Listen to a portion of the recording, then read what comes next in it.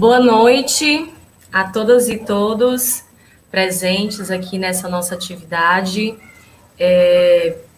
Para quem está chegando agora, para quem está se conectando nas nossas redes sociais, essa atividade, ela intitulada Imposição e Riscos do Retorno às Atividades Presenciais nos Institutos Federais, nas universidades públicas, ela nasce com o objetivo de a gente discutir melhor no marco, né, de uma alta de casos, uma elevação novamente de casos de contaminação da Covid, no contexto de uma grande crise social, política, econômica, ambiental, né, uma crise ecológica, enfim, e de duros ataques aos serviços públicos e à educação.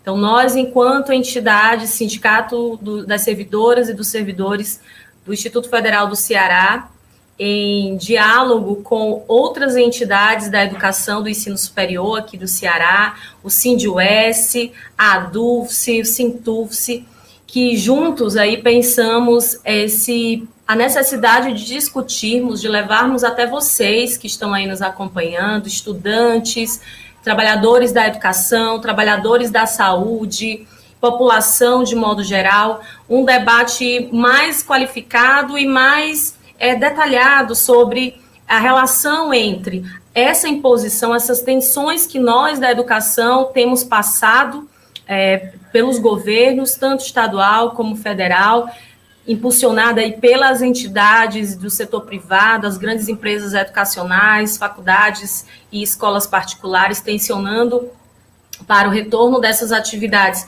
presenciais nas universidades e nos institutos federais. Inclusive, nós, da Rede Federal, recebemos aí a notícia há poucos dias da imposição de uma portaria impondo o retorno das atividades presenciais a partir do dia 1º de março.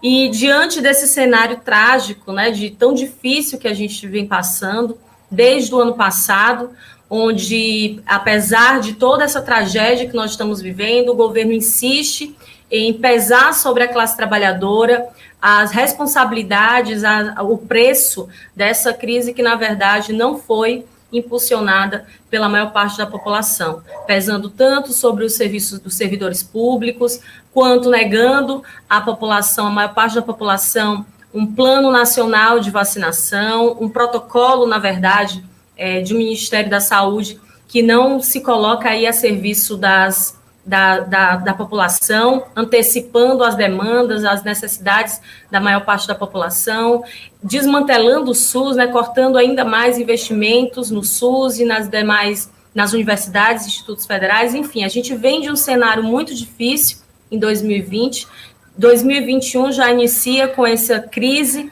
aí esse caos em Manaus, e a gente que sabe que passando, né, também para outros estados, outras cidades que estão aí também em alerta, como é o caso de Fortaleza.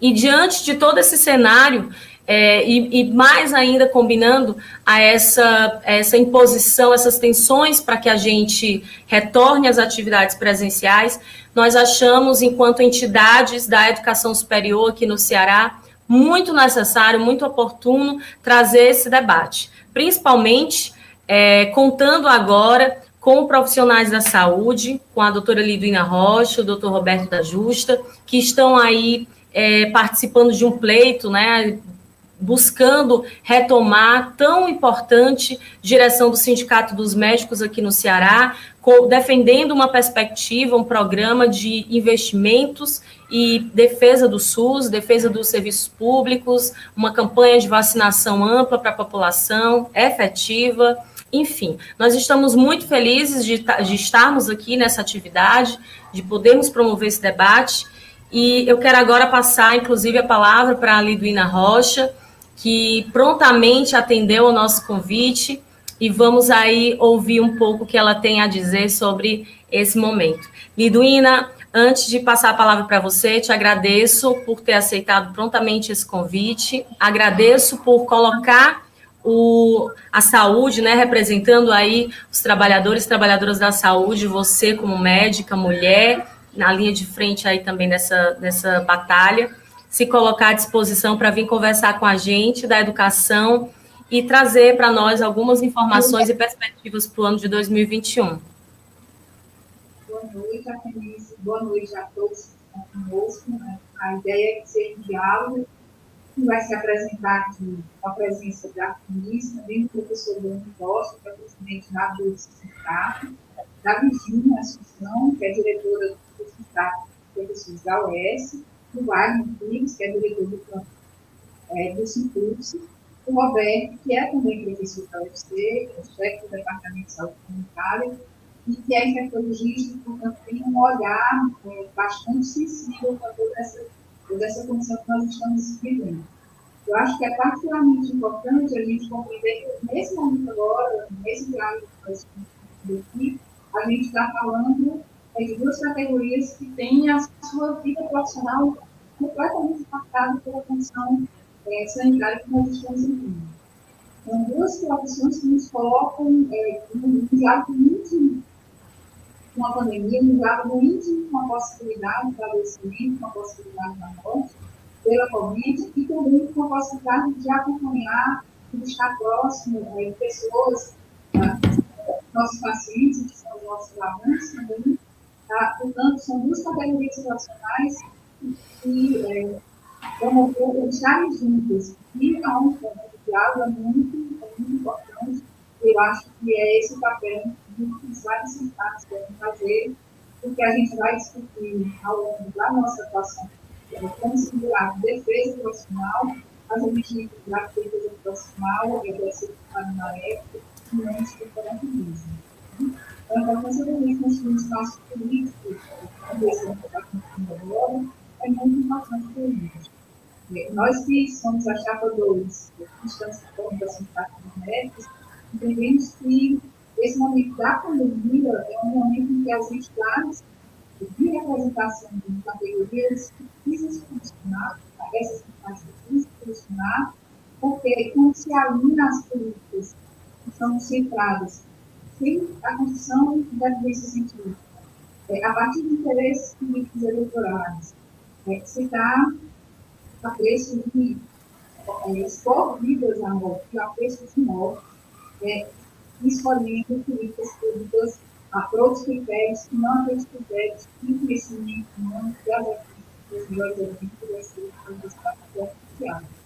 Então, da mesma forma que a gente tem a chapa 2, aqui nesse momento é importante a gente respeitar que a ciência é importante a gente defender a vacina, é importante a gente compreender que nós não temos vacina para todos nesse momento, ou uma perspectiva de um rápido de vacina para todos, foram escolha política do governo federal. Vale lembrar que nós somos um país que é referência mundial no programa de vacinação. Então, isso significa que a gente tem uma capilaridade no SUS capaz de vacinar muito rapidamente, e historicamente isso já aconteceu várias vezes, vacinar muito rapidamente uma boa parte da população brasileira. As nossas unidades básicas de saúde, a nossa área, são do local de papel de vacinas, em que as vacinas poderiam ser rapidamente. Ao mesmo tempo, a gente rapidamente conseguiu construir esse que são as vacinas. Então, nós não temos vacina aqui, porque foi uma escolha política de não ter vacina. Nós não temos vacina, mas em compensação nós temos cloroquina colocado em excesso para não ser todos os anos. Então, é importante perceber que essa escolha política ela é central para nós estarmos no momento que nós estamos agora.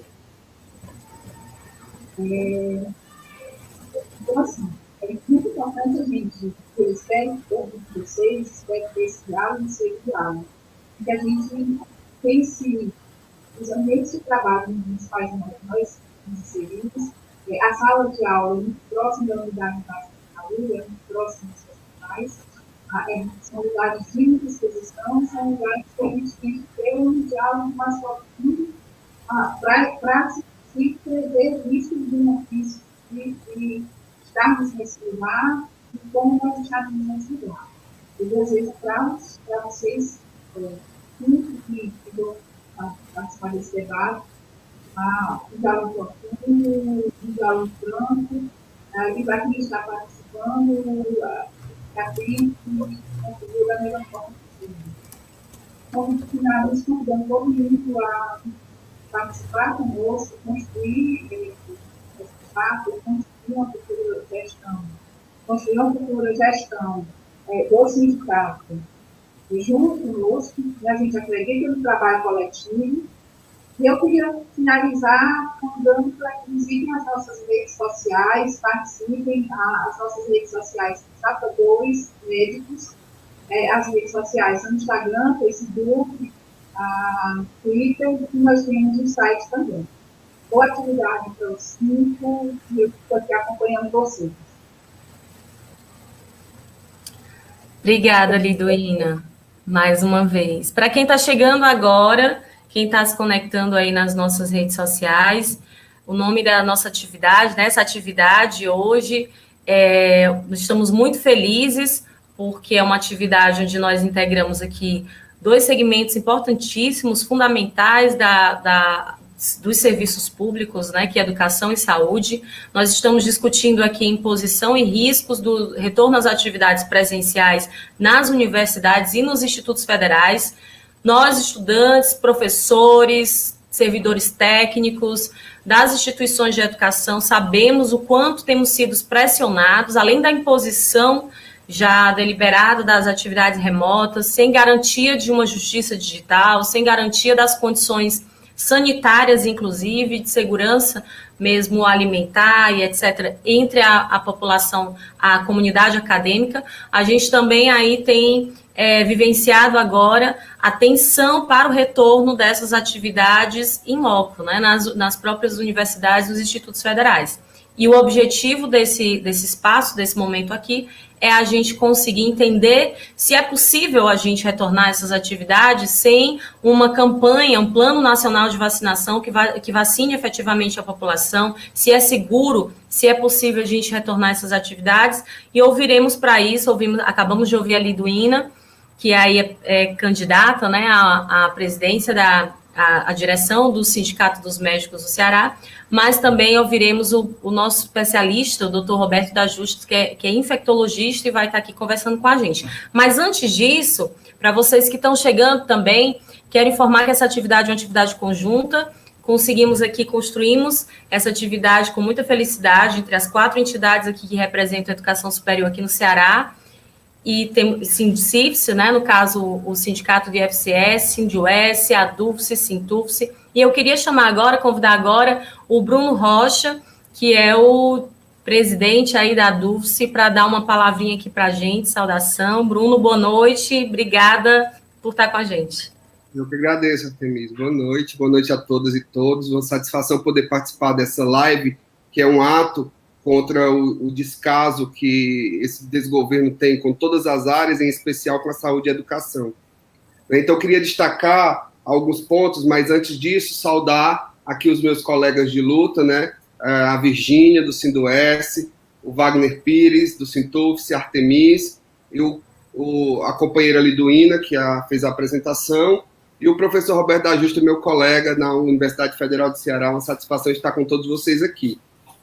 Bem, eu queria destacar aqui alguns pontos importantes da luta que nós, eu digo do Serviço Público Federal, e aí em especial relacionado à educação, temos tido desde o início da pandemia.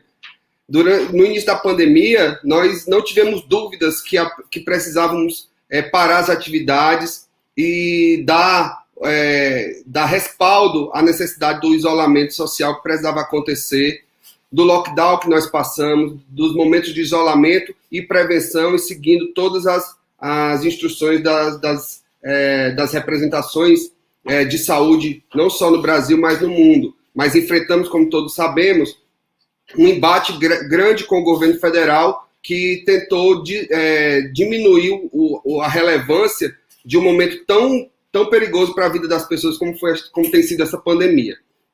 Então, nesse início, onde a gente parou com as atividades, havia uma necessidade de um planejamento de como e o que fazer durante o período. Nós não sabíamos quanto tempo aquilo ia durar. Então, as atividades remotas, elas surgiram de uma forma muito positiva, de uma forma muito violenta para as instituições de ensino, tanto do ensino superior quanto do ensino básico.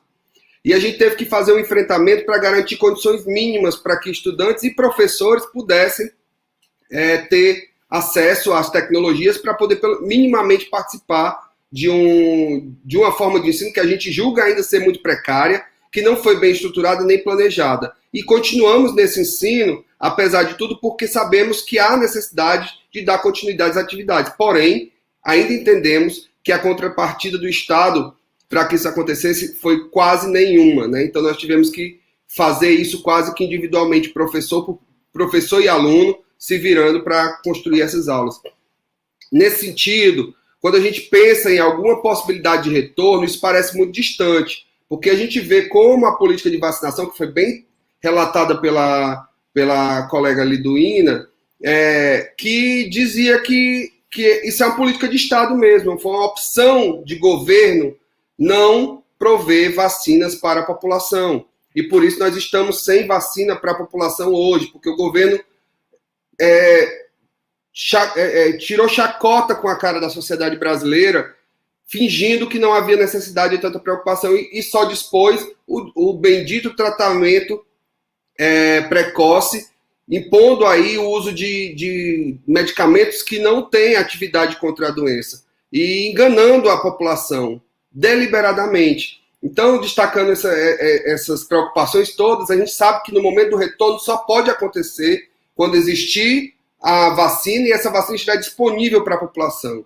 Hoje a gente tem vacinas, mas elas não estão disponíveis. Então, os professores estão na 4ª fase do grupo prioritário e não se sabe quando os alunos vão ser vacinados. Então, para que a gente possa retornar, precisa haver realmente não só a vacinação em massa, mas também as garantias para que as salas de aula elas possam ser lugares onde a gente possa juntar um número mínimo de pessoas.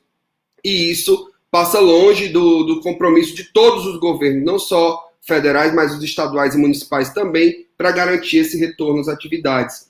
E aí a gente passa por essa situação simplesmente porque houve um grande negacionismo científico e a universidade, e aí eu digo a universidade, os institutos federais, toda a rede de educação, ciência e tecnologia do país trabalhou muito para desmistificar e desmentir as fake news e trabalhou na divulgação científica. Nós temos exemplos muito bons de divulgação científica no Brasil inteiro, tentando quebrar esse ciclo vicioso que se instalou nas redes sociais e WhatsApp, que são as fake news, e muitos grupos aqui na Universidade Federal do Ceará fazendo esse trabalho com destaque.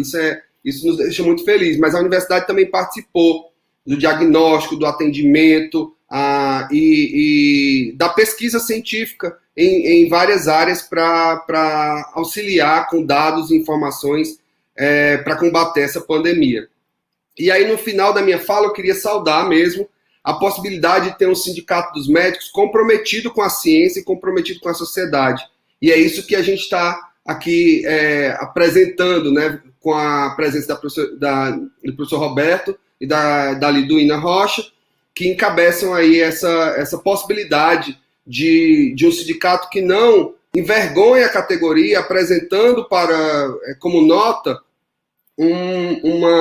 uma possibilidade de uso de tratamento precoce, auxiliando no desserviço que é insistir em ferramentas inúteis para o combate à pandemia, utilizando retóricas que não cabem dentro da discussão científica e que precisam ser desmistificadas. E aí eu agradeço publicamente aos colegas que fazem coletivamente, aí os colegas médicos, companheiros médicos que fazem coletivamente esse enfrentamento e a defesa da vida, para combatendo as inverdades com consciência e trazendo o respeito a esse conhecimento científico e, além de tudo, valorizando um bem que a sociedade brasileira tem e não pode abrir mão, que é o Sistema Único de Saúde. Então, que nosso ato seja bastante proveitoso, que a gente possa realmente transformar esse debate em ações. Muito obrigado a todos e todas. Obrigada, Bruno. Muito importante a tua fala. Representa bastante aí o nosso sentimento coletivamente. Eu queria chamar agora para fazer a nossa saudação, né, para trazer uma saudação para a gente, a professora Virgínia do SINDUS, Virgínia Assunção. Virgínia, boa noite, seja muito bem-vinda a essa atividade, é muito bom a gente estar começando o ano aí nessa semana, inclusive de luta, né, em defesa dos serviços públicos também, da vacinação para toda a população, em defesa do auxílio emergencial para a população mais pobre, em defesa da educação pública, da saúde pública, enfim. E é muito bom a gente ter aqui. Eu queria que você trouxesse aqui para a gente, né, um pouco do que vocês têm enfrentado aí enquanto universidade estadual, como é que tem sido aí essa batalha com a imposição também, essas tensões que envolvem o retorno da atividade presencial, trabalho remoto e, ao mesmo tempo, a questão o impacto, né, da pandemia, tanto a nível dos docentes, né, dos servidores, mas também dos estudantes na UES. Oi, boa noite, obrigada, Artemis, pelo convite, pela articulação para que nós pudéssemos estar aqui discutindo, né, um momento que é tão difícil para nós e que parece que nós não somos, né, a educação não é um setor que esteja envolvido nesse processo, só por conta de termos aí as ferramentas do ensino remoto como se isso fosse pedagogicamente uma escolha feliz, né? Então, eu agradeço e já cumprimento aí todas as minhas companheiras e companheiros de luta, né, que estão aqui nessa sala, e trazendo claramente algumas informações, né, professor Bruno, que está aqui representando a Dulce, nossa querida Liduína, que aí se coloca, né, junto com o professor e doutor Roberto, nessa empreitada aí de estar à frente de um sindicato, e como nós estamos também à frente dos nossos sindicatos, com compromisso em defesa da vida, com compromisso com a ciência, com compromisso em dizer não ao genocídio que esse governo representa, como o governo Bolsonaro representa, né? Então, assim, na perspectiva de que, como nós construímos esse enfrentamento, tem sido sempre com muitas lutas, com muitos atos, com muitas manifestações, e desde o início, como a Universidade Estadual do Ceará, e também aqui articulando, né, as universidades estaduais, a URCA e a UVA, nós tivemos aí todo um processo, né, de articulação junto à universidade para que nós pudéssemos aí garantir alguma segurança sanitária. Então, logo a princípio, nós, como sindicato, a SINDUS, propôs a construção, a criação de um comitê pedagógico que nós pudéssemos estar aí acompanhando todo o processo, né, de organização da estrutura, das formas de como os estudantes estavam naquele momento, a falta do restaurante universitário em função, né, do nosso isolamento. Isso é muito significativo. Nós somos uma universidade genuinamente de alunos que vêm das classes populares, né, da classe trabalhadora, e a gente sabe que esses alunos da Universidade Estadual do Ceará, eles precisam ter a alimentação do restaurante universitário. Então, a gente teve todo um processo inicial de organização de todas essas situações que a gente tinha como demandas, e naquele momento a gente fez uma pressão e se articulou e construiu um comitê pedagógico que pudesse estar acompanhando todas essas situações. Fizemos grandes campanhas, né, porque aquele momento era o momento mesmo que, para além das questões imediatas de informações sobre a pandemia, sobre as formas de prevenção, era um momento também de muita solidariedade. Então, a gente construiu muitas campanhas solidárias como sindicato, articulando aos movimentos sociais, articulando aos movimentos do entorno da universidade, como círculos populares, para que nós tivéssemos aí uma oportunidade, né, de amenizar o sofrimento de todo mundo que estava naquele processo. Na sequência, a gente já fez também a exigência nesse processo de termos um comitê de saúde, que hoje a gente chama de GT de saúde, que foi nos acompanhando nesse contexto para que nós pudéssemos ter minimamente uma orientação, né? Até porque não se tinha muita clareza se ia ser uma condição híbrida de atividade, se ia ser uma condição remota, e não só pensando nos alunos e alunas, mas também pensando em todo o processo da comunidade universitária, dos professores, professoras, dos estudantes, dos servidores, né? Então, a gente teve muitos momentos em que a gente teve, inclusive, a disseminação, nós tivemos, inclusive, nosso reitor, à época, o professor Jackson Sampaio, que ficou muito grave em função da Covid. E esse comitê, ele funciona, ele faz uma orientação. Agora mesmo eu estava junto com outros companheiros e companheiras da Cindy-US numa audiência com a reitoria, fazendo um debate sobre a segunda fase da seleção dos professores substitutos, que está marcada para dia 3 de fevereiro, e assim com todas as formas de entendimento de que os protocolos, de que a segurança sanitária seja garantida, né? Então, também como sindicato, nós começamos a construir nessa articulação com os movimentos sociais, que é fundamental que a gente tenha, nós começamos a construir uma articulação com o MST, com os órgãos, movimentos sociais, com as representações de indígenas, com as representações de escolas básicas, do ensino básico, e nós fomos, então, nos organizando numa frente cearense em defesa da vida.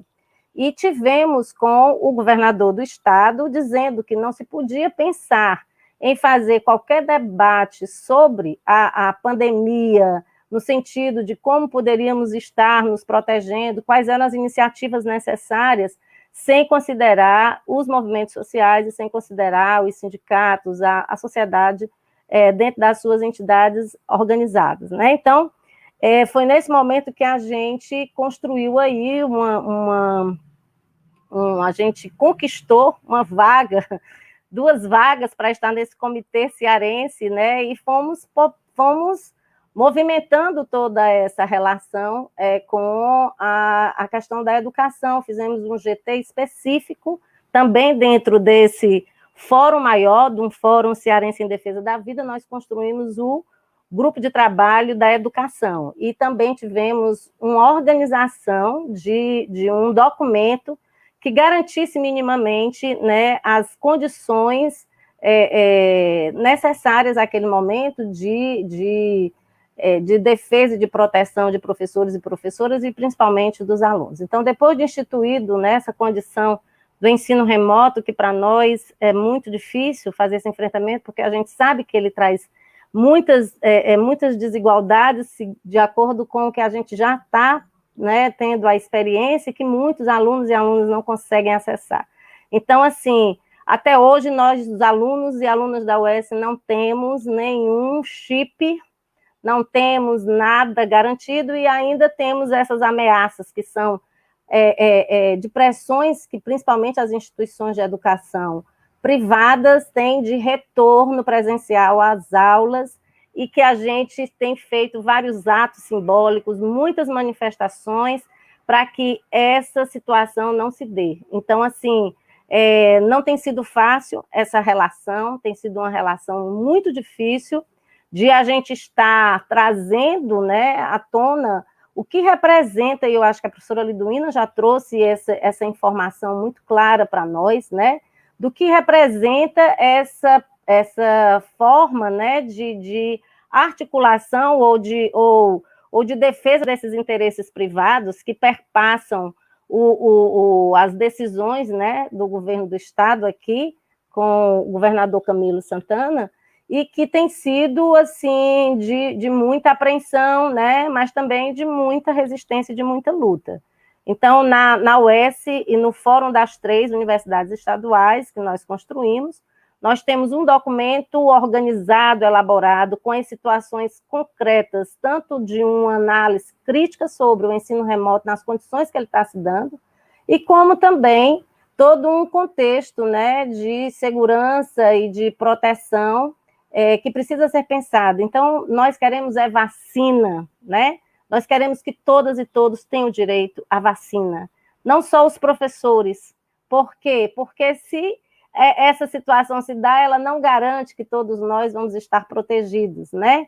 Então, eu agradeço aí, inclusive, fortaleço, né, a Chapa 2, que é uma chapa com pessoas que têm tido esse compromisso com a sociedade, que traz questões, né, para além dos dados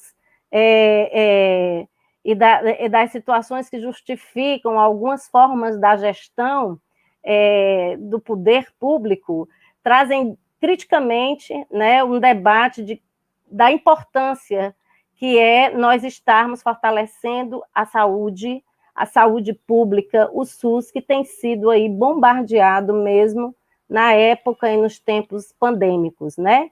Então, a Sindusp também, entendendo esse processo, fortaleceu a retomada, né, da nossa frente cearense em defesa do SUS, e estamos nos organizando para denunciar, né, todas essas formas, principalmente de saques no financiamento do SUS, e todos esses aspectos de por que a vacina, né, e de por que a população se sente tão insegura em vir a ter esse direito, né, de imunização e de proteção.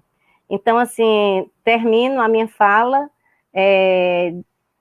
estando aí de braços, né, com esse grupo que está se propondo a construir uma nova perspectiva de luta dos médicos e médicas aqui no Ceará, para que a gente possa fortalecer esse grupo e dizer concretamente que a gente quer o direito à saúde, à educação, que a gente não quer reforma administrativa como ela está sendo pensada, porque para nós isso é uma contra-reforma que vai alcançar a todos nós, porque vai ser uma restrição das políticas sociais e uma restrição dos nossos direitos.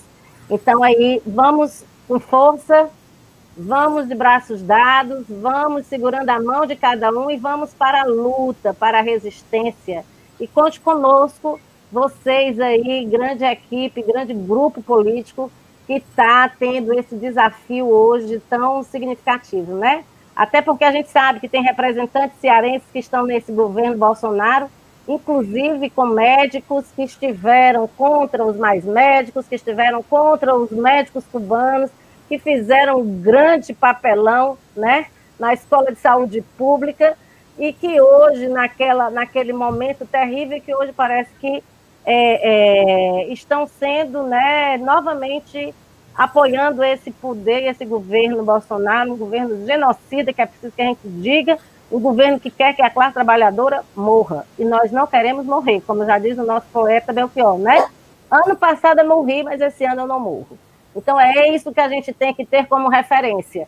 E dizer que nós estamos juntos, viu? Professora Liduína, doutora Liduína, professor Roberto, doutor Roberto, e todo o grupo político que está apoiando. Vocês são de muita coragem para enfrentar, mas nós estamos aí com vocês, né? Agradecer aí que essa garra e essa disposição para a luta, e que vamos estar juntos, todas e todos. Obrigada, Virgínia. Sem delongas, vou chamar aqui o Wagner Pires, nosso companheiro querido, valoroso aí do Sindusp. Boa noite, Wagner. Conta para a gente aí um pouquinho como é que vocês estão percebendo esse momento, né, que a gente está vivendo. Boa noite, né, Artemis, boa noite a todas as companheiras e companheiros que estão acompanhando aqui essa live.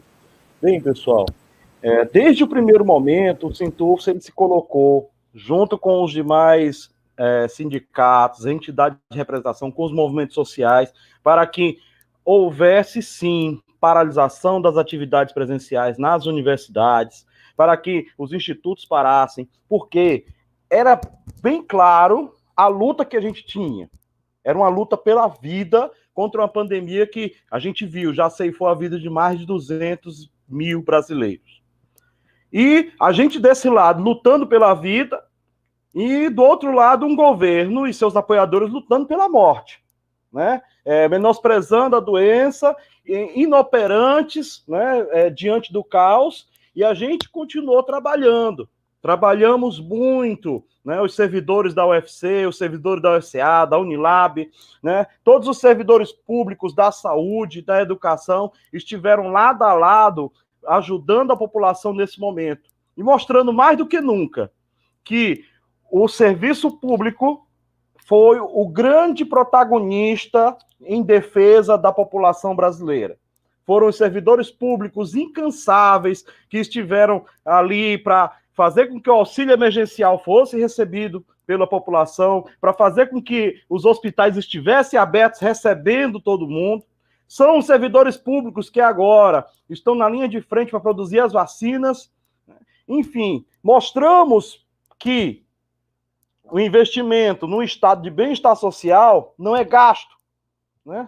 Diferente do que eles estão dizendo por aí. E mostramos também que estávamos certos quando criticamos há um tempo atrás a colocação de um teto de gastos que asfixiou as ações das universidades, asfixiou as ações dos hospitais. Então a gente precisa agora, companheiros, fazer com que esse espaço de discussão que junta a saúde e a educação, ela aumente ainda mais, né? Assim, os sindicatos do IF, os sindicatos de docentes da UES, da UFC, da UFCA, enfim, todos esses sindicatos, eles já costumam caminhar juntos, lutar juntos contra as imposições, contra o desmonte da educação superior. E agora é necessário andar junto também com a saúde, andar junto com os companheiros de todo o serviço público para dizer não a esses retrocessos. Chega! Está na hora, sim, pessoal, de juntar servidores técnicos, docentes, os estudantes, juntar a comunidade acadêmica como um todo e partir para o ataque. Essa é a situação que a gente está, atacar e dizer chega, chega de escárnio, chega de tanta inoperância, de tanta incapacidade, né? Olha, para você ter uma ideia, eu estava comentando com os companheiros antes de entrar aqui no ar, no grupo dos BRICS, ou seja, os países emergentes, né, que a economia considera Brasil, Rússia, Índia, China e África do Sul, o único país que não está produzindo uma vacina própria é o Brasil, porque a gente está comandado por negacionistas. Temos tecnologia, temos instituições que podem produzir vacina e, no entanto, elas não têm podido trabalhar. Elas têm visto ser cortados, o servidor é cada vez mais colocado como culpado, quando, na verdade, o servidor é a solução. Então, a gente precisa, e aí, juntar todo mundo nessa grande campanha contra o governo Bolsonaro, a favor da vacinação, a favor da vida, para que não haja retorno às atividades presenciais de ensino, nem às atividades administrativas, porque é uma questão de salvar vidas. A gente está aqui hoje, pessoal, diante de uma pressão enorme, principalmente de instituições privadas, que, pensando no lucro, desejam colocar as salas de aulas para voltar a atender os alunos, sem nenhuma capacidade, sem nenhum recurso de segurança para essas pessoas. E aí, quando você fala da iniciativa privada, pensa lá em nós. Pensa nas universidades federais, que nesse momento têm tido cortes nos orçamentos, têm sido cada vez mais sucateadas, têm sido, na realidade, combatidas por esse governo, que imputam a elas todo o mal, né?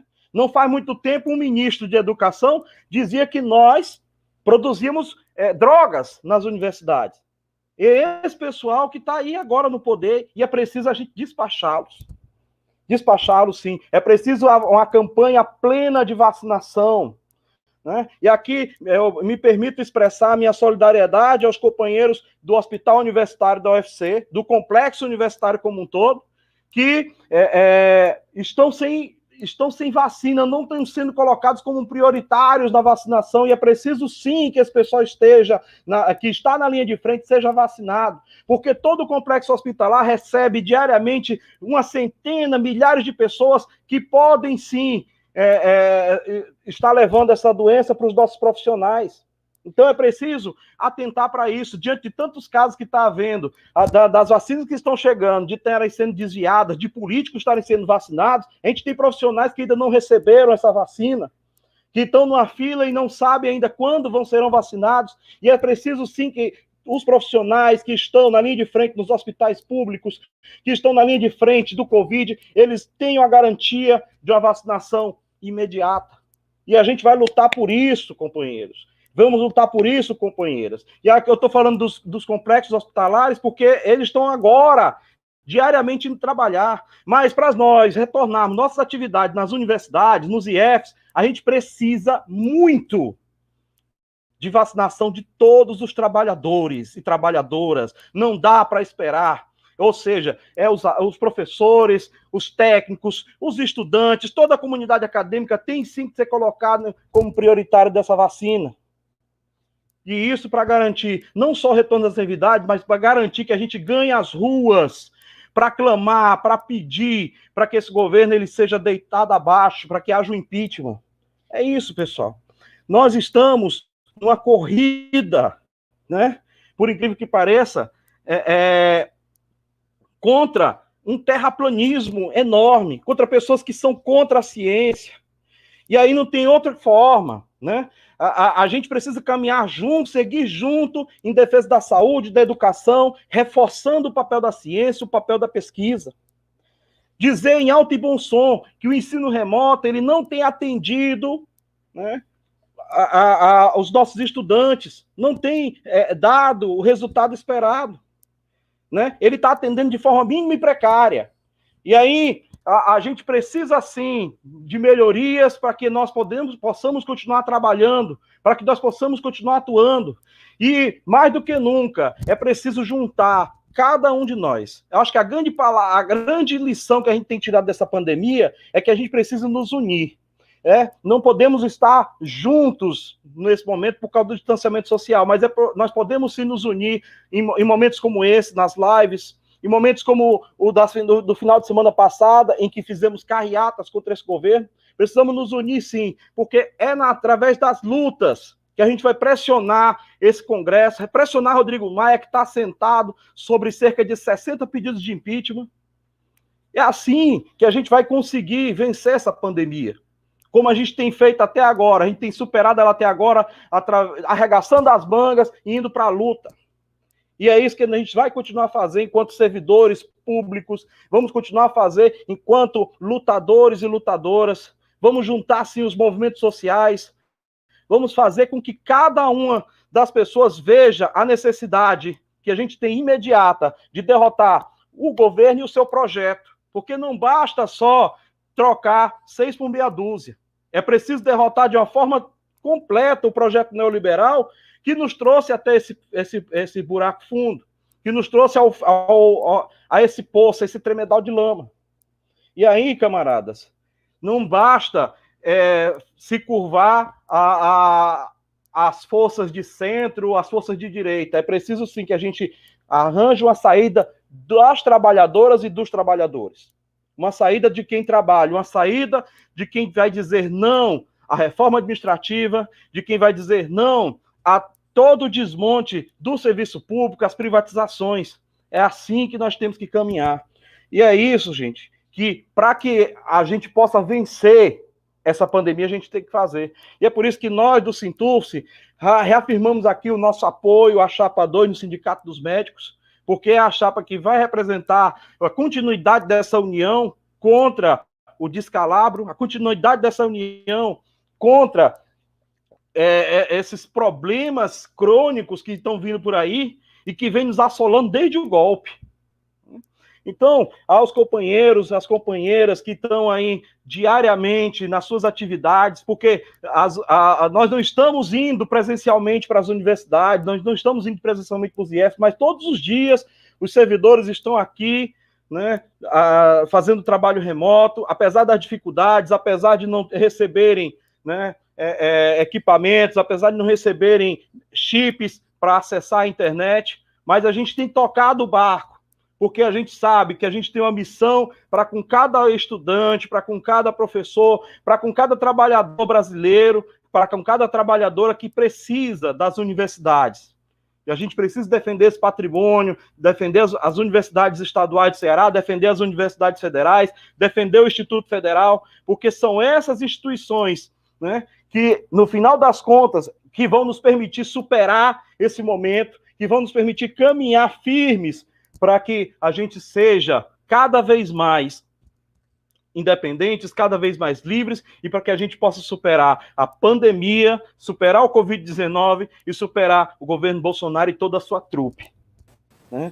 Então, eu quero deixar aqui, meus camaradas, esse chamado para que todos nós possamos lutar, sim, por vacinação para todos, lutar, sim, pelo impeachment de Bolsonaro e lutar para dizer de uma vez por todas que a gente precisa dar um basta nessas reformas que estão levando o atraso, trazendo de volta a fome e fazendo com que cada vez mais a gente seja envergonhado a nível nacional e internacional.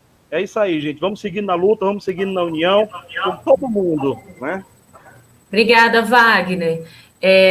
Sem mais delongas, eu quero chamar aqui o professor e médico infectologista aí, o Dr. Roberto da Justa, para finalmente conversar com a gente.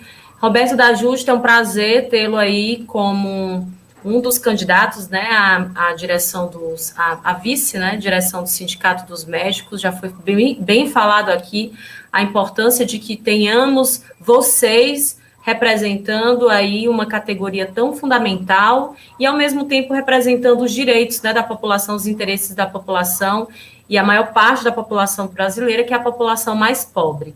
E fico muito feliz porque você também é nosso colega, né, professor, colega de profissão, então você sabe muito bem os dilemas que nós das universidades, né, públicas, federais e estaduais, as escolas públicas de um modo geral, e queria que você falasse um pouco aí sobre a pandemia, mas já te peço, né, te coloco aqui numa questão: é possível a gente voltar às atividades presenciais sem uma ampla vacinação da nossa população? Muito bem. Obrigado, Artemis. Boa noite a todos e todas. Eu queria inicialmente agradecer o convite para falar um pouco para todos os trabalhadores e trabalhadoras dessas instituições de ensino que são tão importantes para a sociedade e especialmente também para mim, né? Parabenizar, Artemis, pela escolha do tema, né? Nós falarmos sobre a imposição e os riscos, né, do retorno às atividades de ensino nesse momento de pandemia. Eu vou me debruçar um pouco sobre isso, mas antes eu gostaria de expressar aos colegas aqui a satisfação de estar participando dessa live em especial, né?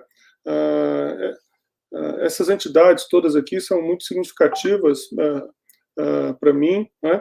Eu sou aluno egresso da UFC, devo toda a minha formação técnica à UFC, mas mais do que formação técnica, eu devo toda a minha formação política e também de cidadania, né, à UFC e a interação que eu tive durante toda a minha graduação com todas essas entidades, né? Eu tenho assim um grande apreço ao Sintufse, viu, Wagner? Porque quando eu era estudante, ainda no internato, no Hospital Universitário Walter Cantídio, e na sequência, logo após a minha formatura, quando eu fiz minha residência também lá no Walter Cantídio, né, nós já tínhamos uma atuação política muito forte dentro do movimento estudantil e lutávamos, né, todo ano em defesa do hospital universitário, em defesa da saúde pública, em defesa do ensino público, em defesa da universidade. E sempre tínhamos ao nosso lado, nessas lutas todas, os representantes do Sintufse participando naquilo que nos unia, dando apoio às nossas atividades, assim como também a DUFS.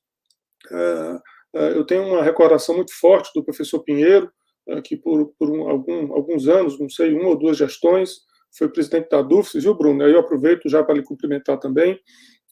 Eu aprendi muito na interação com os representantes da DUFS, né?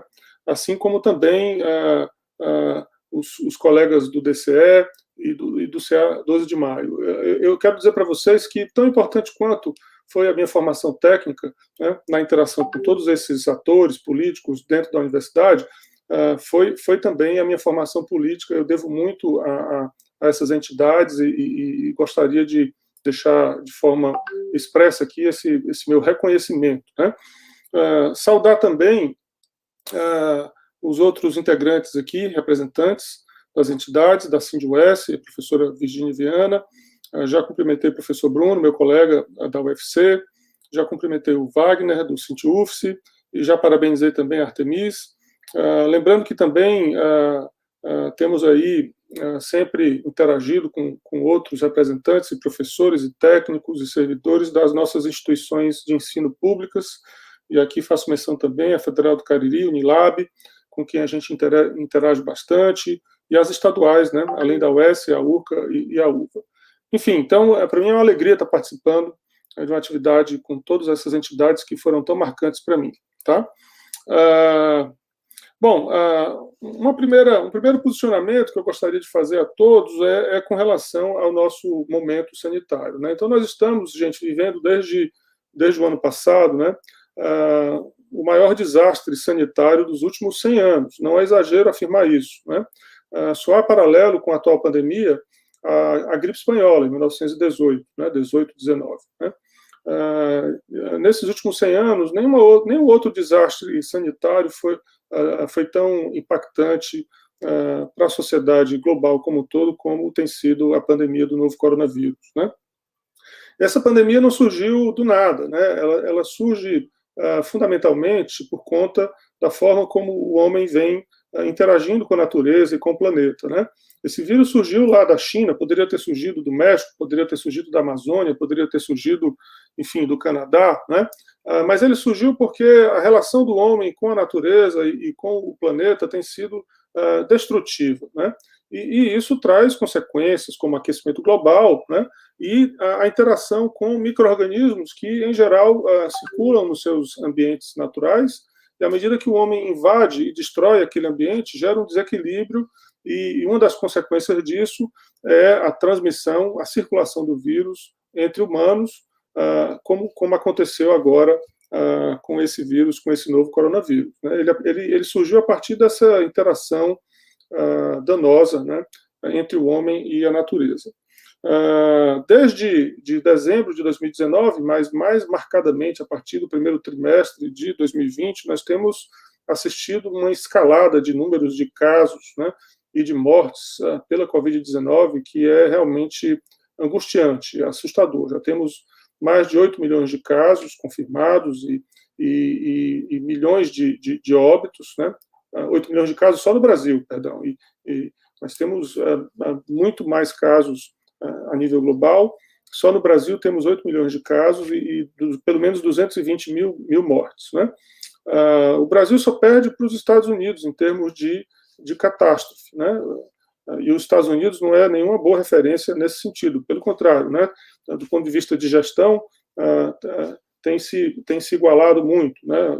Quando eu falo de gestão, eu falo do ponto de vista de gestão irresponsável e descompromissada com a vida. Esse número de casos e mortes, naturalmente, ele é subestimado, o número é muito maior, né? Porque a capacidade de confirmação dos casos ela não é suficiente para confirmar toda a dimensão da tragédia, né? Mas, mesmo assim, o Brasil, que tem uma população que corresponde a 2,5% da população global, em termos de morte, né, o número de mortes no Brasil, da ordem de 220 mil, responde por 10% das mortes que ocorreu por coronavírus em todo o mundo. Então, nós temos aí aproximadamente 150 mil mortes que foram mortes provavelmente evitáveis, né? É claro que toda pandemia gera como consequência perdas de vidas, né? E a gente entende que nenhuma vida deve ser perdida, toda vida é importante, né? E essa é a nossa luta, né? Tanto principalmente daqueles que trabalham no setor saúde, mas da sociedade como um todo.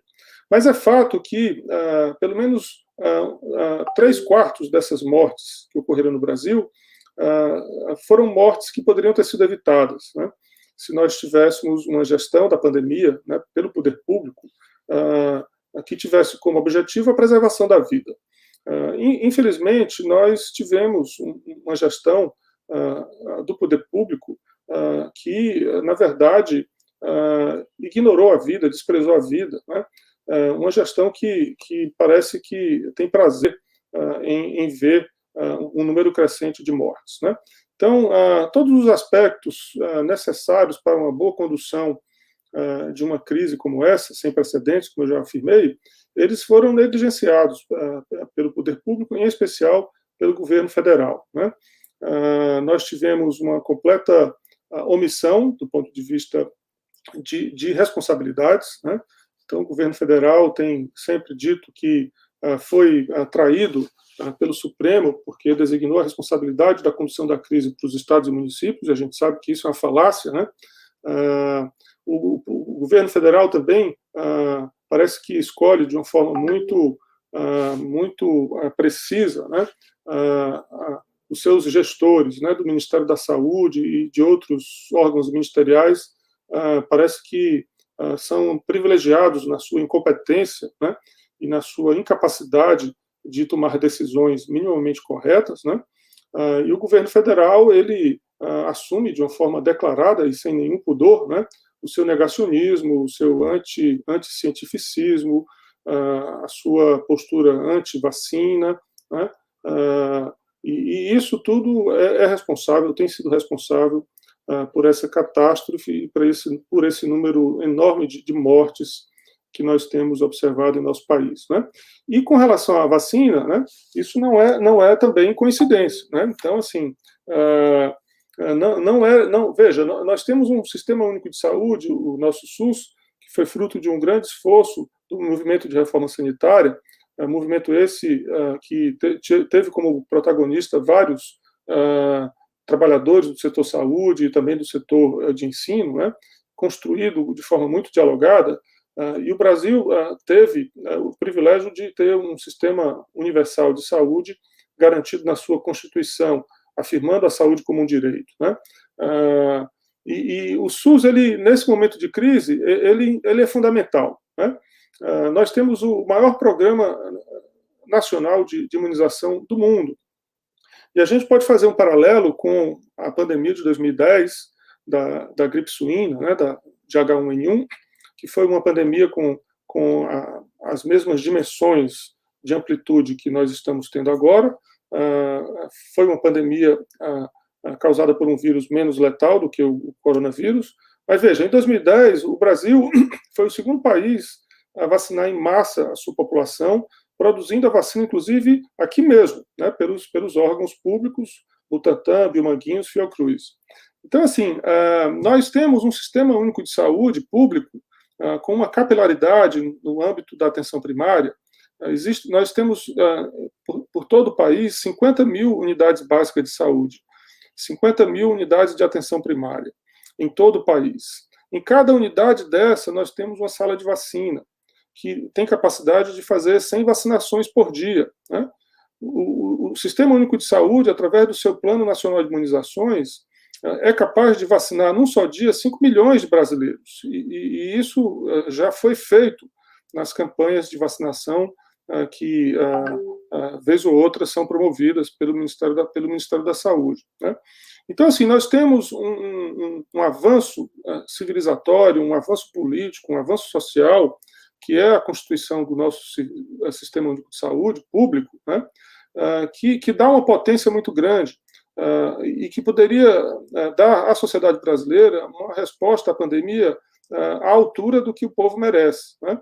Então, infelizmente, essa crise que nós estamos passando agora, né, de um país que começou a vacinar com um atraso inaceitável, né, de um país que não conseguiu se preparar, né, para adquirir e produzir vacinas no seu próprio parque tecnológico, né? E aí nós temos aí essas cenas inaceitáveis, inacreditáveis, né, de uma quantidade ínfima de vacina para estabelecer a prioridade da prioridade da prioridade da prioridade para receber a primeira dose de duas que ninguém sabe quando que vai chegar a segunda dose. Então isso é inaceitável.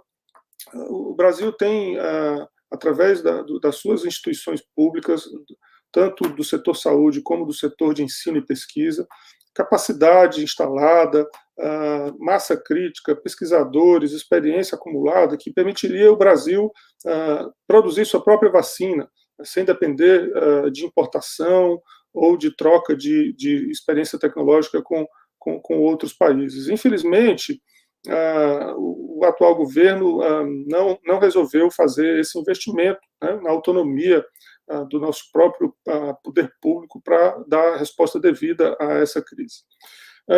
Dito isso, né, eu gostaria de, então, manifestar realmente a preocupação que todos nós que trabalhamos na educação e na saúde, né, com relação à cobrança, né, à exigência da retomada das atividades sociais e econômicas, no momento epidemiológico atual, que nós sabemos que ainda é de muito risco e pouco favorável, né?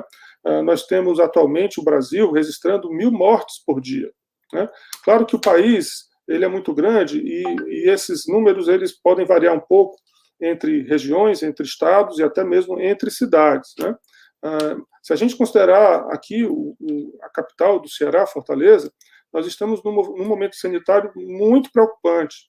Nós temos aí, depois de uma onda epidêmica muito intensa, com mais de 100, 150 óbitos por dia, nos meses de maio e junho, né, nós tivemos um declínio da incidência, mas agora, a partir de novembro do ano passado, nós voltamos a ter um aumento da incidência de casos, uma mortalidade ainda não tão alta, né? Mas nós temos o vírus voltando a circular de forma muito intensa, né? O número de pessoas suscetíveis ainda em Fortaleza e no estado do Ceará é muito grande, né? E esses suscetíveis são trabalhadores do setor saúde, trabalhadores do setor de ensino, né? Nossos professores, nossos alunos, nossos servidores, muitos fizeram um grande esforço de se manterem isolados durante o primeiro e segundo semestre de 2020, né? E agora se veem pressionados a retornar às atividades com o vírus circulando em grande escala, né, sem estarem devidamente protegidos, né? Então, é muito preocupante que essa pressão para o retorno do ensino presencial se dê nesse contexto epidemiológico, né? Nós temos aí a possibilidade de vacinar todo esse segmento de forma ampla e generosa, tanto o setor saúde como o setor de ensino. O Brasil, né, através do governo federal, lamentavelmente, colocou os professores como um setor que não é prioritário, diferentemente de outros países, que colocou o segmento da educação, envolvendo professores e outros trabalhadores, como prioritário, né? Então, assim, é muito complicado você aceitar uma pressão dessa, porque os riscos são elevadíssimos. Nós temos dentro da categoria tanto do setor de ensino como do setor saúde, né, uma quantidade enorme de trabalhadores com idade elevada e também com comorbidades, que são fatores de risco para uma doença mais grave. Portanto, é inadmissível que essas pessoas sejam obrigadas a retornarem às suas atividades presenciais sem estarem devidamente vacinados, né? Então, a culpa, né, por termos, infelizmente, as atividades de ensino paralisadas, né, principalmente no setor público, não pode ser atribuído aos trabalhadores do setor de ensino, nem aos professores, nem aos servidores, muito menos aos alunos, né? Essa culpa ela tem que ser muito bem endereçada, né? E essa culpa ela tem que ser direcionada ao poder público, em especial ao poder público federal. Então, nesse sentido, eu me solidarizo com todos os colegas trabalhadores do setor saúde, do setor da educação. Precisamos estar juntos, articulados, dialogando sempre e pressionando para que esse tipo de imposição não vença a nossa resistência. E nesse sentido, eu finalizo minha fala, nesse momento, dizendo que, enquanto médico, eu, Liduína, e um conjunto de colegas médicos, aceitamos o desafio de constituir a Chapa 2 para disputar a gestão do Sindicato dos Médicos. O Sindicato dos Médicos é uma entidade que tem um legado histórico de enormes serviços prestados, não só a categoria médica, mas a saúde pública de uma maneira geral, né? Eu também devo muito a minha formação política ao contato com grandes líderes que foram integrantes da diretoria do Sindicato dos Médicos. É uma entidade que foi historicamente muito valorosa e, infelizmente, nos últimos 6 anos, deu as costas para o que interessa, tanto no que diz respeito à categoria médica e às suas relações de trabalho, né, como também a sociedade, né, adotando o bolsonarismo na sua face mais terrível, né, e nós estamos nos colocando como a opção, né, no sentido de trazer o Sindicato dos Médicos para uma outra direção, que seja um sindicato que efetivamente trabalhe as questões relacionadas ao trabalho médico no setor saúde, mas, para além disso, é um sindicato que esteja aberto para a sociedade, para o diálogo com todas as outras organizações civis, assim como os sindicatos e outras associações de trabalhadores da sociedade civil organizada. Então, assim, a gente agradece a oportunidade. O desafio é grande, porque, infelizmente, a categoria médica ela é marcada por um conservadorismo histórico, e esse conservadorismo se acentuou nos últimos anos, pelas questões políticas que nós todos sabemos, né? Mas a gente tem aí uma confiança muito grande de que nós podemos retomar essa nossa entidade, no sentido de que ela possa se unir a todas essas outras que estão aqui, na perspectiva de a gente trazer aí um outro cenário político mais interessante, de defesa da saúde pública, de defesa do SUS, de defesa do ensino público. Não é demais a gente defender o serviço público, o servidor público. Nós vivemos num país com uma tremenda desigualdade, né? E você defender o Estado mínimo numa sociedade tão desigual como é a nossa é defender o indefensável. Então, nesse sentido, eu me solidarizo com todos os colegas aqui e espero que a gente continue crescendo nessa articulação para que a gente possa sair dessa pandemia de uma forma digna e com o serviço público, o setor público maior ainda, mais fortalecido e mais valorizado. Muito obrigado, Artemis. Obrigada, professor e doutor aí, médico infectologista, o professor Roberto da Justa. Obrigada também aos demais colegas participantes.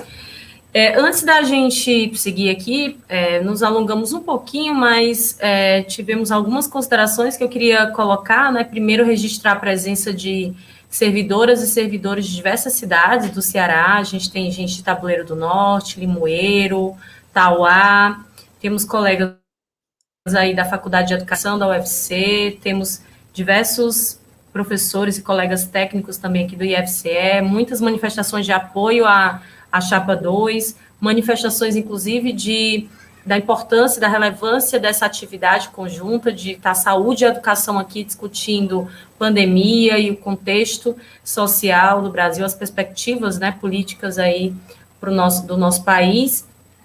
E tem aqui uma pergunta para você, Roberto, pedindo para que você comente a posição do Conselho Federal de Medicina, que não se posiciona abertamente acerca das ações do governo, as ações que, inclusive, o Danilo Nobre fez essa pergunta, e ele já identifica como ações bastante inadequadas e irresponsáveis.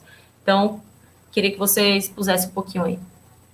Eu vi a pergunta do Danilo, uma pergunta muito importante, e eu diria, viu, Danilo e demais participantes, veja bem, o Conselho Federal de Medicina, ele tem se posicionado, né, claramente, né, a favor do governo federal, né? Isso está muito claro, né?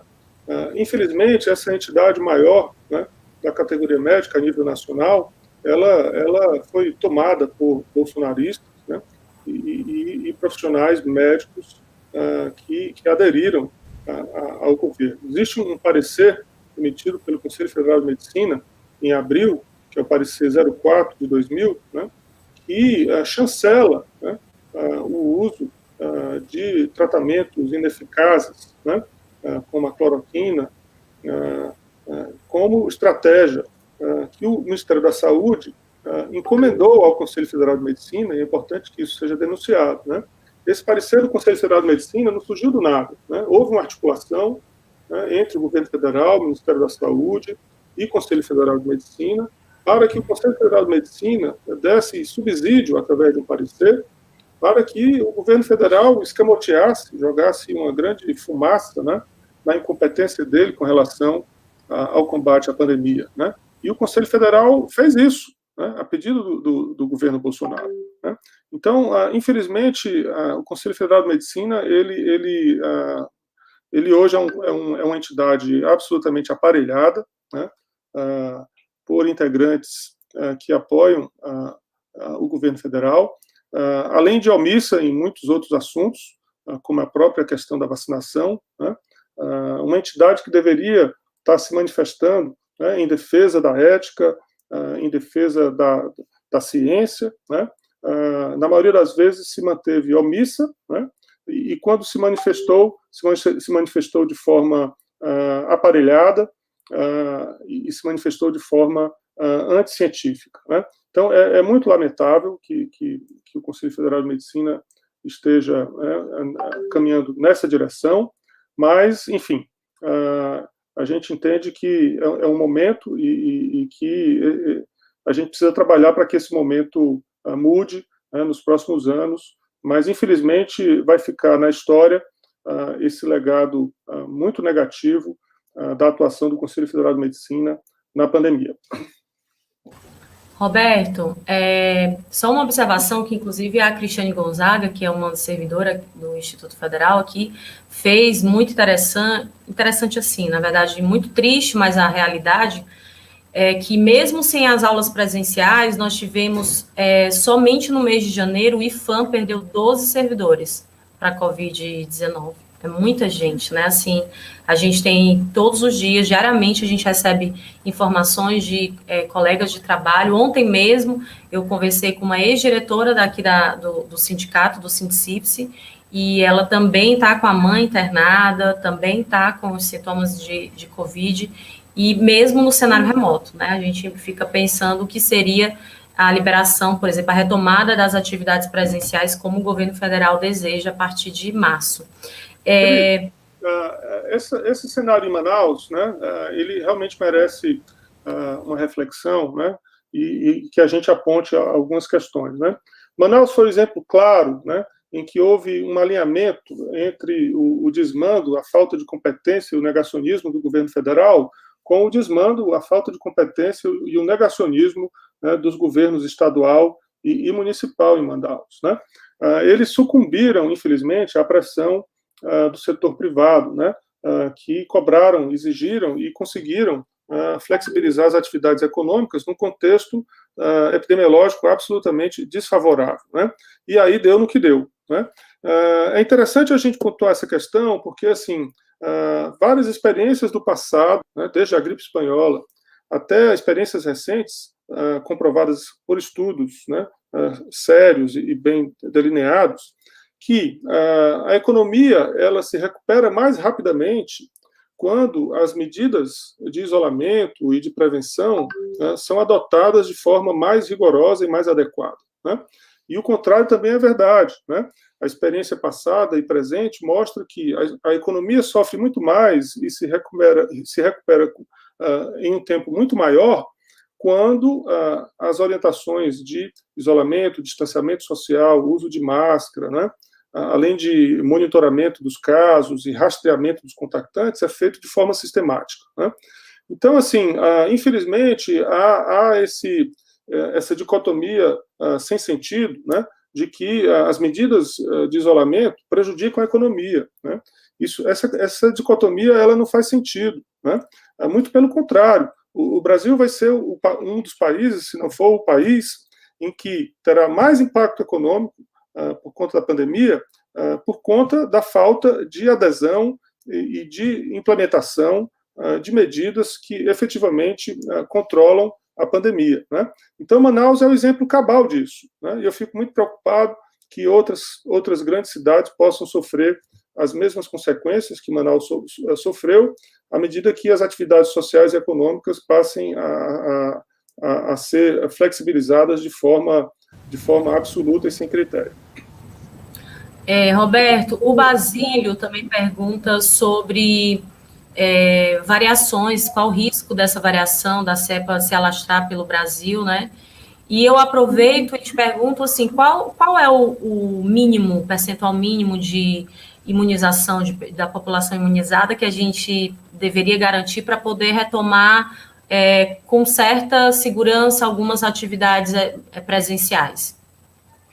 Na verdade, a educação, por exemplo, pensando no ambiente escolar, né, no ambiente acadêmico, que é uma sala de aula com com interação de muita gente, qual seria o percentual seguro? Perfeito.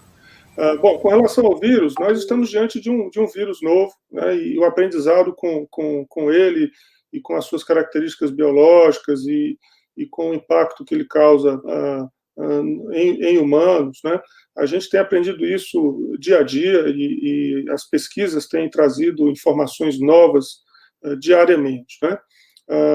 Esse vírus tem sofrido mutações e essas mutações não chegam a ser surpresa, que o coronavírus é um vírus de RNA, e os vírus de RNA são muito mutantes, né? E essas mutações, muitas vezes, levam a uma mudança do comportamento biológico do vírus, tanto do ponto de vista de maior transmissibilidade, como também do ponto de vista de maior virulência, maior agressividade, né? E nós já temos algumas variantes desse vírus que são mais transmissíveis, né? Isso está bem claro, e as pesquisas mostram isso cada vez mais, e existem algumas dúvidas com relação a se essas novas variantes são mais virulentas, se elas são capazes se elas são mais letais, né, do que a variante original, né? Alguns trabalhos apontam que parece que sim, outros parece que não, o que é muito preocupante. Lembrando que na pandemia de 2019, na gripe espanhola, né, a segunda onda ela foi mais intensa e mais letal do que a primeira onda, por conta, provavelmente, né, de mutações do vírus da influenza na época, né? Então, assim, nós não temos ainda como imaginar a evolução dessa pandemia ainda em 2021 e 2022. Há cenários mais pessimistas e outros menos pessimistas, e ninguém consegue prever exatamente como que esse vírus vai se comportar, mas a possibilidade de ele apresentar mutações com características desfavoráveis a nós humanos é uma possibilidade real, e talvez isso aconteça, só o tempo dirá, né? Com relação à vacinação, qual o percentual da população que deve estar devidamente imunizada para que a gente possa pensar em retomar as atividades, né, com uma certa tranquilidade? Essa é uma pergunta difícil de responder, Aramis, porque, como eu falei, o coronavírus é um vírus novo, a gente ainda está aprendendo muito com ele, né?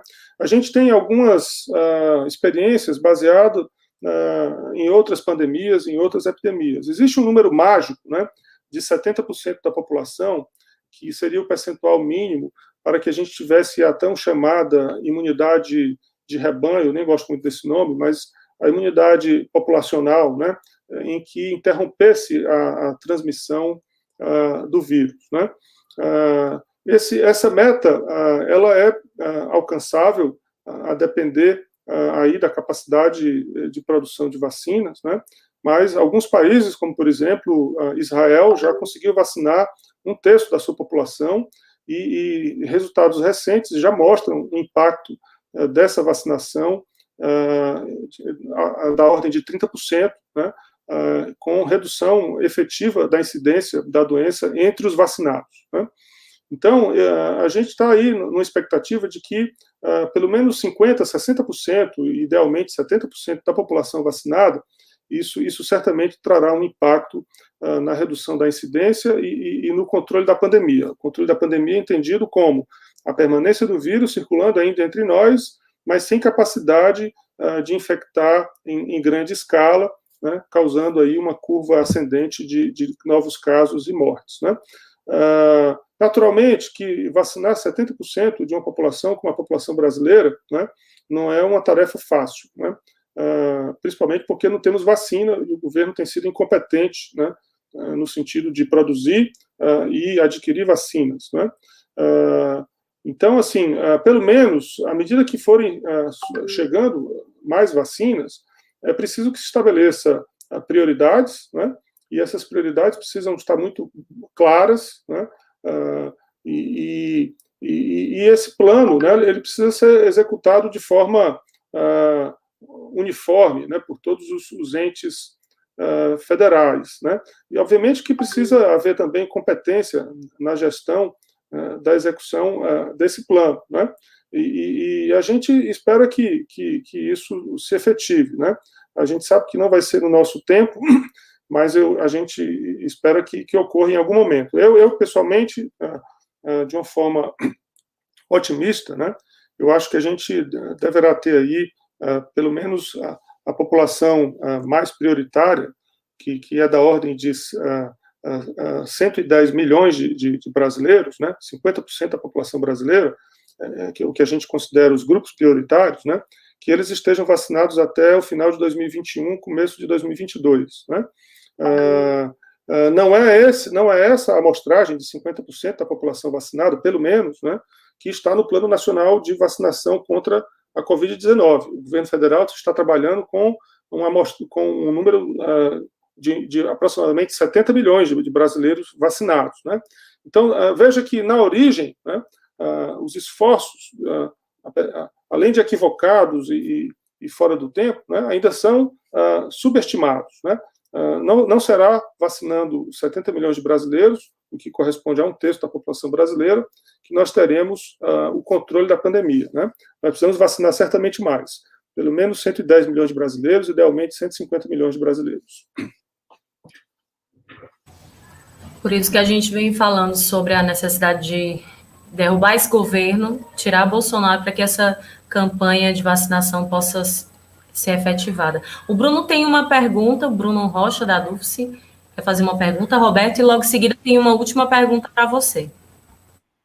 Oi, Roberto, seguinte, na sua fala, eu acho que uma coisa bastante importante que eu queria destacar novamente é que o fato de não estar acontecendo aula presencial hoje não compete e não é culpa dos servidores, professores, das instituições de ensino, é culpa, sim, da incompetência de governos do governo federal e de alguns governos estaduais que não criaram condições mínimas sequer para o ensino remoto, que dirá para qualquer tentativa de retorno. E na questão do retorno, obviamente, a culpa centralizada mesmo no governo federal pela incompetência na obtenção de vacinas ou até mesmo num planejamento mínimo para que o único motivo da gente ter vacina hoje foi a disputa que ele tinha com o governador do estado de São Paulo, e só por isso as vacinas acabaram,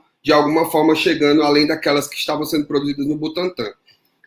Bem, mas tem outro fato do governo que também preocupa bastante, que é o fato dele desestimular deliberadamente a adesão à campanha de vacinação e disseminar muitas mentiras sobre as vacinas em si, nas suas redes, pela sua corja disseminada nas redes sociais e nas suas falas absurdas também. Então isso desestimula muita gente a tomar a vacina e aderir ao programa. Aí a minha pergunta é essa mesmo, qual é o impacto disso numa campanha de vacinação, né, de uma pessoa que representa o poder do país fazer essa campanha contrária à vacinação, e qual é o nosso papel enquanto professores, pesquisadores que somos, no combate a essa desinformação gerada por esse desgoverno. O impacto, né, dessa postura de lideranças importantes, lideranças políticas, né, não só do Bolsonaro, mas de muitas outras lideranças políticas, né, que encampam uma atitude antivacinal é tremendo, né, porque isso acaba sendo reproduzido, né, em várias plataformas, e, naturalmente, por serem lideranças, acabam influenciando, né, as pessoas, principalmente aquelas que têm menos poder de entendimento e de questionamento, né? É realmente chocante, né? Como que a gente tem lideranças com esse tipo de atitude, né? É inaceitável, né? O papel de nós, professores e pesquisadores, é fundamental, né? Nós somos também formadores de opinião, né? E somos também lideranças dentro dos nossos ambientes, né? Tanto em relação aos nossos pares, como em relação aos nossos alunos. Então, é fundamental que a gente esteja constantemente defendendo a ciência, né? As respostas baseadas em evidências. A gente lida no dia a dia com isso, nas nossas pesquisas. Nós tivemos o privilégio, digamos assim, de sermos formados, muitos de nós, aí, até mesmo a nível de pós-graduação, e adquirimos conhecimento científico capaz de nos tornar críticos com relação à nossa realidade, né? Então, é mais do que obrigação nossa, né? Reverter para a sociedade todo esse conhecimento e esse nosso posicionamento.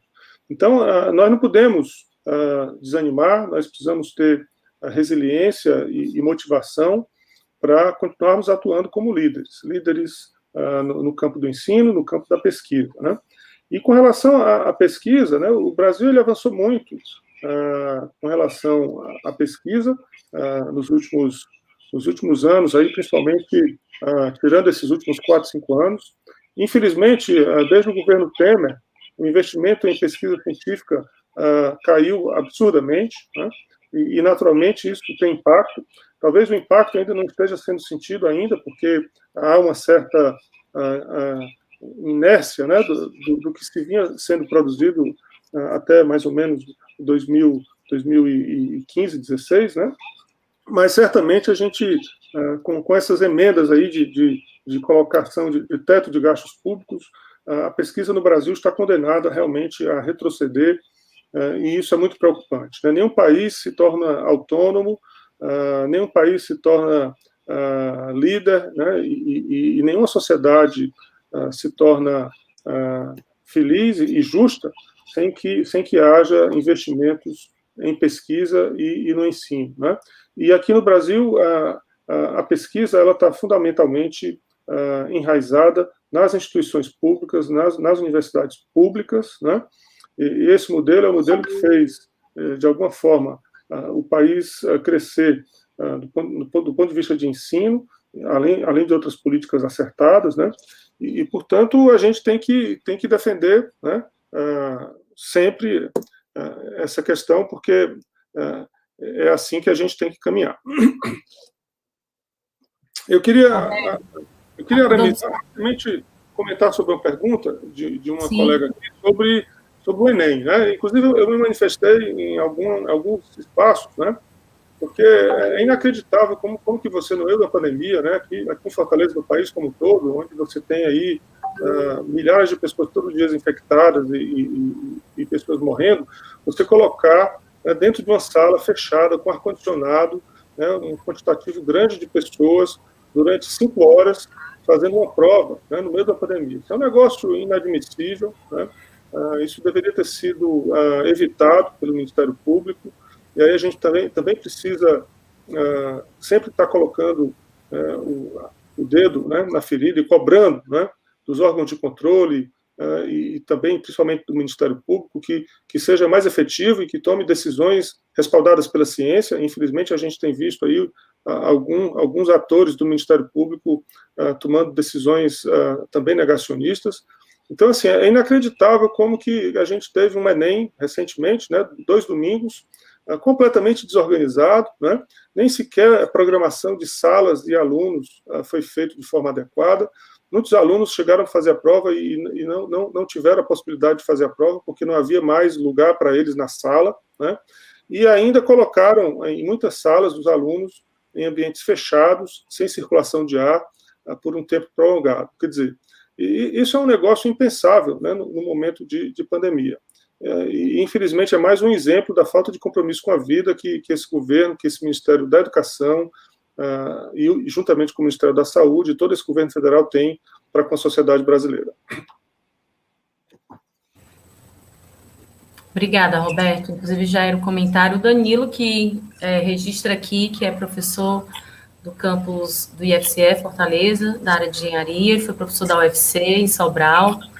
Ele pergunta, Roberto, se como é que você vê, né, se é prudente essa liberação da Anvisa de outras vacinas baseadas em testes no exterior. Bom, nós aprendemos que a gente só deve disponibilizar para a sociedade, né, produtos que tenham sido aprovados por pesquisas no que diz respeito à segurança e eficácia, né? Quando a gente fala de vacina, a gente sempre pensa em segurança e eficácia, isso se aplica também a medicamentos, né? E a gente sabe que comprovar segurança e eficácia de determinados produtos biológicos, como vacina, né, requer realmente muito esforço no campo da pesquisa, ensaios clínicos, que abranjam populações distintas, de etnias diferentes, né, de grupos etários diferentes. A gente entende que esse rigor, né, ele é o rigor que a ciência exige e que nós aprendemos enquanto pesquisadores, né? E idealmente, nós deveríamos ter produtos que cheguem para a sociedade passando por todo esse processo, né? A ciência, em tempos normais, né, em geral, requer um intervalo tão grande quanto 10 anos para que uma vacina seja desenvolvida, desde os experimentos na ciência básica até os ensaios clínicos repetidos e repetidos, né, para que você tenha finalmente uma conclusão robusta quanto à eficácia e à segurança, né. Obviamente que nós não estamos em tempos normais, nós estamos em tempos de pandemia, né, e nesse sentido, há que se pensar em processos mais acelerados de aprovação de vacinas para a sociedade, né. Esses processos, eles podem ser acelerados sem que se perca todo esse rigor com relação à eficácia e segurança, né, pelo menos para que seja atingido aí determinados segmentos majoritários da população, como, por exemplo, os adultos, né. Mas nós não temos, por exemplo, quase nada testado com relação à segurança e eficácia das vacinas em crianças e também em gestantes, e até mesmo em idosos, né? Existe muito pouco conhecimento acumulado, né? Então, assim, é claro que nós gostaríamos muito do ideal, né? Mas o ideal, esperar 10 anos, não é possível, não é admissível, não é aceitável. Nós precisamos, de alguma forma, acelerar esse processo, né, assumindo alguns riscos, né, e colocando na balança riscos e benefícios, né. É claro que alguns produtos, alguns candidatos vacinais, eles estão chegando, passando por um processo acelerado de aprovação, mas com muita transparência com relação aos seus resultados, né? Com publicações em revistas científicas, com submissão ao crivo da comunidade científica com relação à metodologia e também com relação aos resultados, né? Mas alguns outros candidatos vacinais realmente vêm carecendo, né, de transparência com relação a esse processo, né? Eu sei que tudo é muito difícil quando a gente fala do contexto de uma pandemia, mas a gente fica um pouco receoso enquanto pesquisador e cientista, né, com relação à disponibilização para a sociedade de candidatos vacinais que não tenham passado, pelo menos, por um processo de aprovação que seja minimamente transparente, né? As vacinas que estão sendo implementadas no Brasil, né, a Coronavac e também a vacina aí da Universidade de Oxford, em parceria com a Fiocruz, né, são vacinas que tiveram um processo de aprovação acelerado, mas com muita transparência no que diz respeito aos estudos, aos ensaios clínicos que foram desenvolvidos, né? Então, nesse sentido, é claro que a gente não tem ainda toda a testagem que nós gostaríamos de ter, né? Mas nós temos uma testagem robusta, importante e transparente que permite que a gente seja vacinado enquanto população com um elevado nível de segurança e eficácia. Roberto, esse tema está sendo, acho que tem sido Muito importante, assim, todas as suas falas, porque é uma dúvida, né, que a gente ouve de forma recorrente no cotidiano, inclusive pessoas próximas mesmo, acabam ficando com receio, fruto também dessa política que o governo federal tem implementado, lançando fake news, etc., né, colocando aí teorias da conspiração com relação à vacina, desacreditando mesmo, desestimulando a população a se vacinar e assombrando, né, por teorias da conspiração. A Virgínia tem uma pergunta, eu queria pedir para você fazer, Virgínia, a pergunta e só reforçar o comentário, né, os comentários aqui, como tem sido bom ouvir a sua fala, Roberto. Então, Virgínia, eu passo a palavra para ti, eu acho que foi a última pergunta, depois da fala dela a gente já vai para as considerações finais.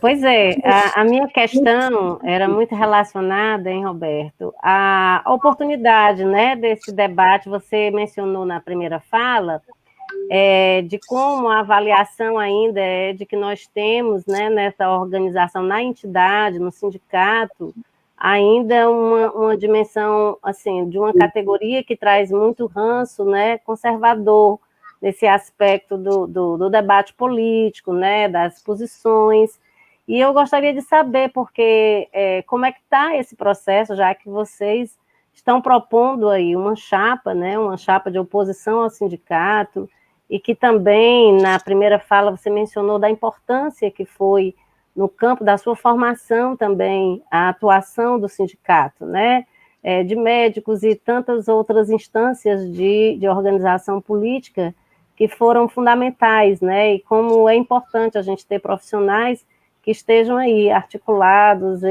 com compromisso, com a informação clara, né, contra as formas falseadas e negacionistas que nós temos visto. E eu gostaria de saber como é que está esse processo, né? E diante dessa conjuntura também negacionista, como a categoria, né, de médicos e médicas tem colocado esse debate, né? E como é que está sendo esse processo com você e a Liduína também, e todo esse grupo que está nessa frente, né? Que vocês são extremamente importantes. A Frente Cearense em Defesa do SUS, ela tem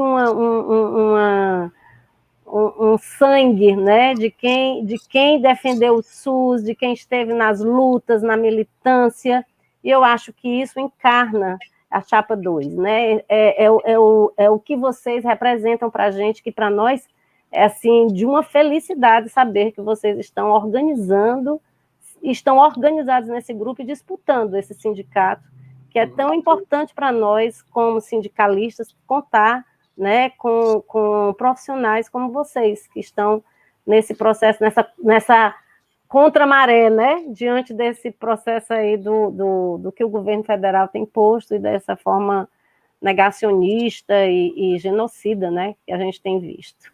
Era isso. Olha, Virgínia, a pandemia é aquela coisa, além dos vetores de distanciamento e de sofrimento, ela acaba, de alguma forma, trazendo vetores de aproximação, né? Uma parcela significativa da categoria médica, né, mais compromissada com o humanismo, com a saúde, com a vida, né, se aproximou muito nesse período aqui no estado do Ceará, né? Nós temos vários coletivos importantes, né? Os colegas que são do coletivo de defesa do SUS, os médicos e médicas pela democracia, nós temos também o coletivo de médicos populares, nós temos o recém-inaugurado coletivo Rebento, e tantos outros coletivos que, alguns reunindo a categoria médica, outros reunindo as categorias do setor saúde como um todo, né? E nós, assim, temos um sentimento muito gostoso, eu diria, né, de perceber que a categoria médica tem uma parcela importante de profissionais muito valorosos, comprometidos com a vida, com a ciência e com a saúde, né? E esse segmento é numeroso, né? A categoria ela é conservadora historicamente, como eu lhe falei. Eu tenho vergonha de dizer isso às vezes, mas existem dados, né, que mostram que 60% da categoria médica apoiou o nazismo, né, nos anos 40, 60%. Né? Obviamente que é uma categoria que se aproxima muito, né, do extrato com maior poder econômico e também com maior conhecimento, né, porque conhecimento é poder, né, e isso acaba, em alguns momentos, essa categoria acaba sendo seduzida para posturas que não condizem com a escolha que você fez quando escolheu ser médico. Né? A profissão médica é uma profissão muito bonita, a história é repleta de grandes avanços por conta do esforço, né, que a categoria fez com relação a esses avanços, mas é importante dizer que todos esses avanços sempre foram feitos com a participação de muitos atores, né, e de muitos outros colegas e profissionais, não só no campo da saúde, mas também no campo do conhecimento em geral. Né? Então, assim, nós estamos realmente muito motivados, a campanha tem crescido dia a dia, as eleições serão no dia 10 de fevereiro, e a gente está muito confiante de que até lá a gente vai conseguir construir um grande movimento, e aí a gente espera que a sociedade também nos apoie e nos acompanhe, porque a gente acha que é importante.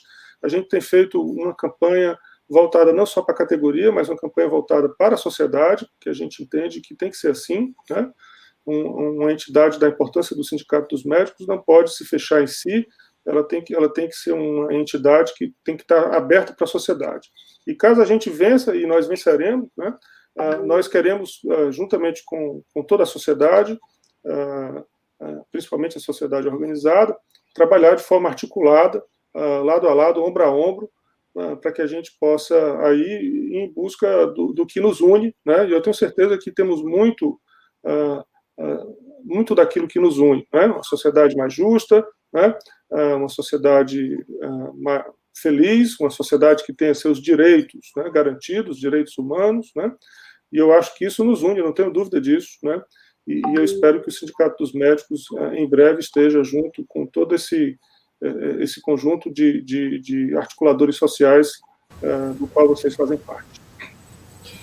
Roberto, eu queria reforçar, agradecer mais uma vez a sua fala, e para quem chegou depois, eu queria dizer que essa live vai ficar gravada, né, pela fala muito elucidativa do Roberto, e todas as outras falas aqui, da Virgínia, do Bruno, do Wagner, da Liduína, logo no começo. Eu queria reforçar que é importante compartilhar para outros colegas, ou familiares até, porque muito do que o Roberto falou aqui diz respeito não apenas a nós, servidores públicos, claro, mas a toda a população. Até porque é por isso que a gente está aqui, né, unificando as ações entre saúde e educação, porque a gente entende que a defesa dos serviços públicos, na verdade, é defender o direito da população, principalmente a população mais pobre do Brasil, a ter os seus direitos básicos atendidos, né, e garantidos. Então, a defesa do SUS, a defesa das universidades, dos institutos federais, a defesa da produção científica e tecnológica no Brasil, é defender o direito da nossa população a uma vida de maior qualidade, a ter mesmo acesso a tudo aquilo que a produção científica e tecnológica pode, né, se colocar a favor da população. Mas sabemos que, para isso, claro, é importante, necessário uma decisão política, como você bem falou. Então, eu agradeço muito a tua fala, a gente passou bastante, né, do horário previsto, mas foi importante, foi necessário. E eu queria reforçar que nós estamos aí nas redes sociais, as entidades todas aqui estão nas redes sociais, pelo Facebook, pelo Instagram. Quero convidar também a todas e todos que entendem a importância do SUS, entendem a importância da campanha de vacinação para toda a população brasileira, a importância da defesa da saúde, da ciência, da tecnologia, das universidades e institutos federais, para apoiarem a Chapa 2, né, assim, seguirem nas redes sociais, observarem, eu vi que lá tem o programa de vocês, bem detalhado, das informações, quem compõe a chapa, um pouco da vida de cada um dos integrantes, tem o que vocês defendem, o que vocês acreditam, e é justamente, eu falo por mim, mas acredito que é o sentimento de todos aqui, é que a gente tem em vocês um pouco, né, a representação, aliás, um pouco não, a representação das nossas lutas também. Então, apesar de sermos trabalhadores e trabalhadoras da educação, nós entendemos que a luta de vocês, a defesa da saúde, dos trabalhadores da saúde, é também uma tarefa nossa, e é por isso que a gente está aqui.